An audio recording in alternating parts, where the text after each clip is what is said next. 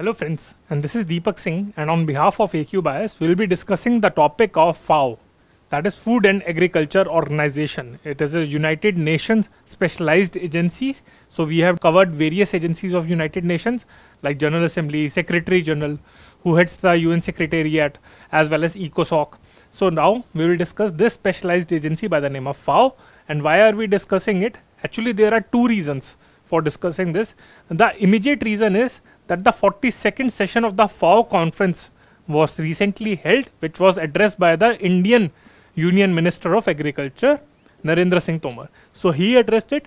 And the second is, last year, FAO completed 75th year, celebrated 75 year of its creation.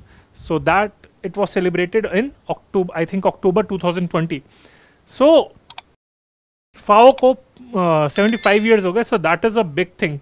So I think this probably last year no question was asked on FAO, but this year they might ask, because in UPSC, in current affairs, if we see the prelims examination, then the current affairs of 1.5 and 2 years are important.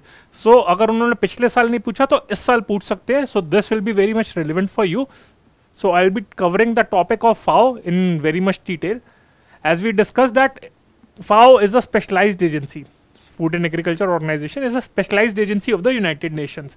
And in the lecture of ECOSOC, Economic and Social Council, it's there on YouTube at the AQ Bias channel. Kindly subscribe it to watch that channel, watch that lecture. So as I discussed that there are 6 principal organs of United Nations: General Assembly, Security Council, Secretariat, which is headed by Secretary General of United Nations, and recently Antonio Guterres, he of Portugal, he was reappointed. Secretariat and Secretary General is very important.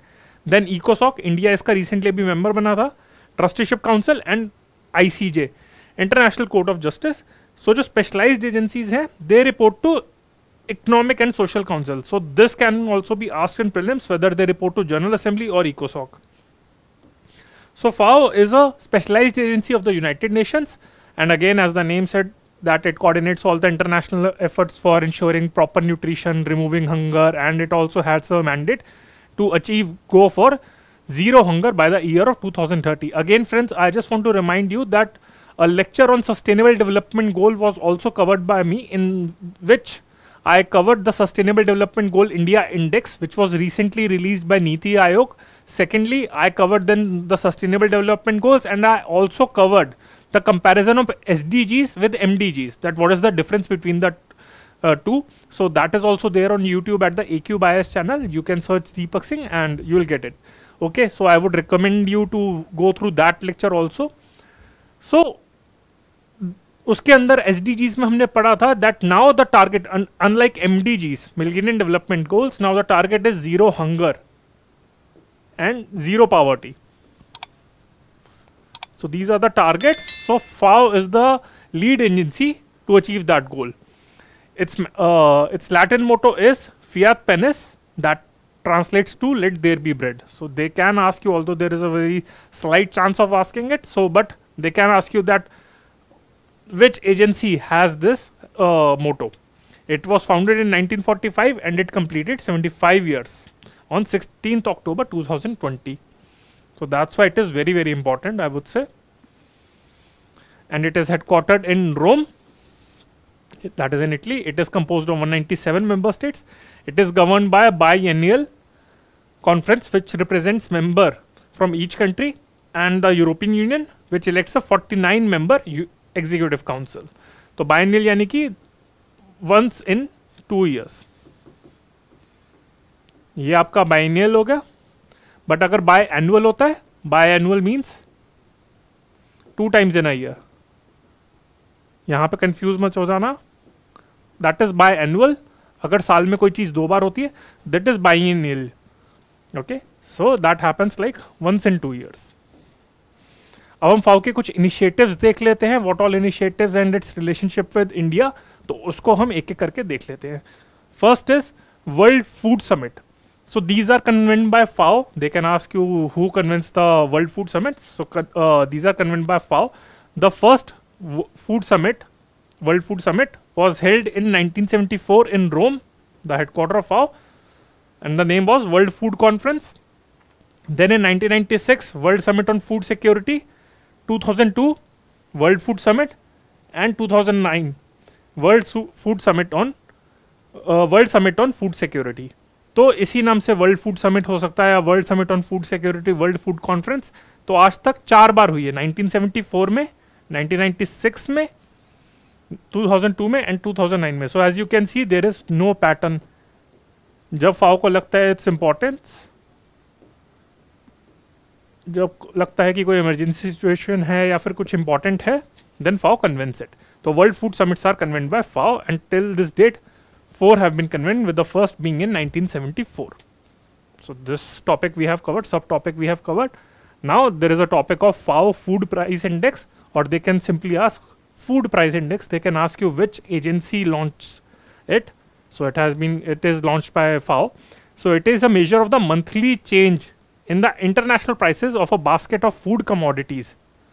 ये कुछ time पहले भी current affairs में था और अब ये फाओ के कंटेक्स्ट में भी हम इसको कवर कर रहे हैं. So it consists of the average of 5 commodity groups. ये important है. 5 commodity group prices index weighted with the average export shares. तो जो 5 commodity groups क्या क्या हैं? Cereals, vegetable, dairy, meat and sugar. ये सबसे ज़्यादा इंपॉर्टेंट है कि लगता है कि शुगर के अगेंस्ट तो वैसे काफ़ी क्रिटिसिज्म भी हो रहा है कि आर्टिफिशियल शुगर के बारे में, but sugar is also there, meat is also there. तो ऐसा नहीं कि नॉन वेजिटेरियंस को उन्होंने एक्सक्लूड कर दिया, they have included it because the world is on way of becoming vegan. हो सकता है कुछ आप लोगों में से भी कुछ वीगन होंगे, बट मीट को भी कंसिडर करा है, डेयरी को भी करा है, क्योंकि डेयरी और मीट को वैसे वीगन में माना नहीं जाता. तो cereal, vegetable, dairy, meat and sugar, so these 5 commodity groups are used to measure FAO food price index which is released every month. So ये इंपॉर्टेंट है. इसमें मेन यही चीज इंपॉर्टेंट है कि which are the 5 commodity groups. तो instead of asking for CPI and WPI in the context of India, they can instead ask on food price index. So let's also see relationship of India and FAO. They can ask this because 75 साल हो गए, 75 years हो गए India के. तो अब तक क्या की डेवलपमेंट्स रही? पहली बात तो ये, इंडियन सिविल सर्वेंट विनय, यहाँ पे ये है विनय Ranjan Sen,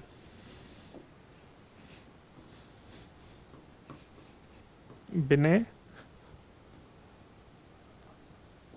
Ranjan Sen. So he was the Director General of FAO during 1956 to 1967. So here also UPSC can confuse you. They can ask whether MS Swaminathan was the Director General of FAO, but the correct answer is Indian Civil Servant Binay Ranjan Sen. So he was the Director General of FAO during this tenure. And why it is significant? Why I am mentioning the tenure? Because in his tenure, World Food Program was established, which won the Nobel Peace Prize for 2020. तो फाओ इस वजह से में important है क्योंकि world food programme भी उसने initiate करा था I think during 1961 I would say. Let me check. तो आई थिंक इट्स 1961, यस. तो वर्ल्ड फूड प्रोग्राम आपका 1961 में इस्टेब्लिश करा गया था and it was established during the tenure of Binay Ranjan Sen when he was the Director General of FAO during 1956-67. तो फाओ के 75 years हो गए. वर्ल्ड फूड प्रोग्राम को नोबेल पीस प्राइज मिल गया था 2020 का. तो इस कंटेक्स्ट में आप देख सकते हैं कि ये सारी डेवलपमेंट्स कितनी इंपॉर्टेंट है. सो इस पे क्वेश्चन तो बनता ही है. तो ये दो चीजें हो गई. Then India's proposal for the international year of pulses in 2016 and international year of millets 2023 have also been endorsed by FAO. तो 2023 को international year of millets celebrate करा जा रहा है और 2016 को international year of pulses celebrate करा गया था. तो ये जो इंडिया के प्रपोजल्स थे इसे भी फाओ ने एक्सेप्ट कर लिया था. अब हमने बात करी थी यहाँ पे वर्ल्ड फूड प्रोग्राम के बारे में, क्योंकि इंडिया और फाओ के रिलेशनशिप में तो उसमें तो उसके बारे में भी थोड़ा पढ़ लेते हैं. एक तो इस कंटेक्स्ट में हम पढ़ लेते हैं, दूसरा ये क्योंकि फाओ नोबेल पीस प्राइज मिला था for providing food security during arm conflict.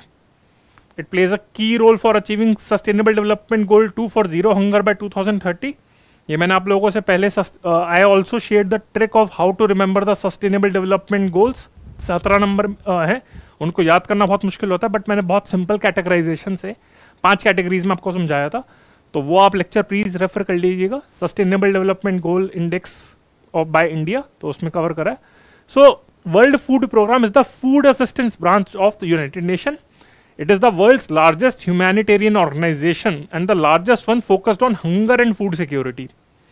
It was founded in 1961 and it is headquartered in Rome, जहाँ पे FAO का भी हेडक्वार्टर है। और जो लास्ट मैंने बताया था नोबेल पीस प्राइज ऑन 2020, तो ये भी आपका हो गया। अब कुछ और कन्वेंशंस के बारे में बात कर लेते हैं। इंटरनेशनल प्लांट प्रोटेक्शन कन्वेंशन, ये भी है इसके अंदर। तो it is a 1951 treaty overseen by FAO, and FAO has also created under this convention a commission on phytosanitary measures. तो ये जो आपकी फाइटोसैनिटरी एंड सैनिटरी मेजर्स होते हैं वो WTO के कंटेक्स में है, बट ये इंटरनेशनल प्लांट प्रोटेक्शन कन्वेंशन ये FAO के अंदर, ये ट्रीटी FAO इसका ओवरव्यू करती है, इसको देखती है, इसको इम्प्लीमेंट करती है। Again it aims to secure coordinated action to prevent spread of pest of plant and plant products, ये है इसका। It was signed in 1951 and again headquarter in Rome. तो ये भी क्योंकि FAO की है इस वजह से यहाँ पे भी है। Now you must have heard this term by the name of Codex Alimentarius. तो ये जो टर्म है व्हाट इज इट? तो it is published, it is a collection of internationally recognised standards, codes of practices as well as guidelines related to food production, food labeling and food safety। यानी कि food के related कुछ internationally recognise standards हैं, code of practices and guidelines है जो FAO publish करती है। So again the correct answer is आपका FAO। So they can ask you which agency publishes it, and ये थोड़ा इसके याद करना भी मुश्किल होगा, इससे पता भी नहीं चलेगा कि फूड रिलेटेड है या नहीं है। तो करेक्ट आंसर इज आपका FAO। Okay, now right to food guidelines, ये भी है। नाउ इसका पूरा जो नाम है that is like very big name. So यहां पे इसका फुल नेम है voluntary guidelines to support the progressive realisation of the right to adequate food in the context of national food security. तो वॉलंटरी, पहली बात तो this is also known as right to food guidelines, वो उसका official name है, पर उसको break करते हैं। पहली बात तो the voluntary guidelines, so that means it is not legally binding. Right to food guidelines are not legally binding, क्योंकि नाम में लिखा हुआ है voluntary guidelines to support the progressive realisation of right to adequate food, यानी कि right to food हो गया आपका। तो in the context of national food security, तो इसका एम ये है, ये जो गाइडलाइंस है पहली बात तो वॉलंटरी नेचर है, और इसका एम ये कि जो कंट्रीज हैं उनको गाइड करेगी to ensure that they implement right to food. जैसे अगर वो इंडिया को सजेस्ट करेगी, गाइड करेगी, so as to ensure that कि राइट टू फूड एक फंडामेंटल राइट हो जाए। तो ये गाइडलाइंस FAO रिलीज करता है। So these were adopted by FAO in 2004 with again the aim of guiding states to implement right to food. It is not legally binding क्योंकि नाम में ही है voluntary guidelines, and it is directed towards state parties to the International Convent on Economic, Social and Cultural Rights. तो mainly तो उन्हीं countries के लिए directed है जो इसके लिए पार्टी हैं, इसके मेंबर हैं इस कन्वेंशन के। तो ये हो गया right to food guidelines FAO 2004, and again it's not legally binding. Then state of food security and nutrition in the world, तो ये रिपोर्ट हर साल रिलीज होती है आपकी। तो ये कौन रिलीज करता है? पहली बात तो ये 2017 में पहली बार रिलीज हुई थी। Again they can ask a question on like which all agencies release it. So it is jointly produced by FAO, UN world food programme जिसके बारे में डिस्कस करा था, international fund for agricultural development, UNICEF and then WTO। तो 5 agencies इसे jointly publish करती हैं। So they can ask a question that which all agencies produce it, so they can give all these 5 options and the last option will be all of the above, 1 2 3 4 5. So the correct answer in this case is all of the above.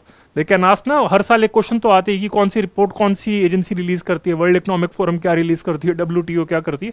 So state of world food security and nutrition in the world, ये FAO बाकी 4 agencies के साथ implement करती है, total 5, and first time it was release इन 2017। ये जब जब नई रिपोर्ट पब्लिश होगी तब मैं उसे करंट अफेयर्स के लेक्चर में कवर करूंगा। Then there is another initiative by the name of Tree Cities of the World. It is again a worldwide program managed by FAO and Arbors Day Foundation in the US. It was launched in 2018 at the first World Forum on Urban Forest. Main aim ये है to motivate and to recognize municipalities, cities and towns of all sizes, irrespective of their size, who maintain their urban forest. Again, municipalities of any size can apply to get the title of tree city in the world. ये भी आपका हो गया. Then तो forest related again urban forest के context में भी important है. लगता होगा कि ये UNCCD या फिर CBD convention on biological diversity इसे पब्लिश करती है, लिस्ट मैनेज करती है या फिर इस प्रोग्राम को इंप्लीमेंट करती है. But again FAO again with Arbors Day Foundation.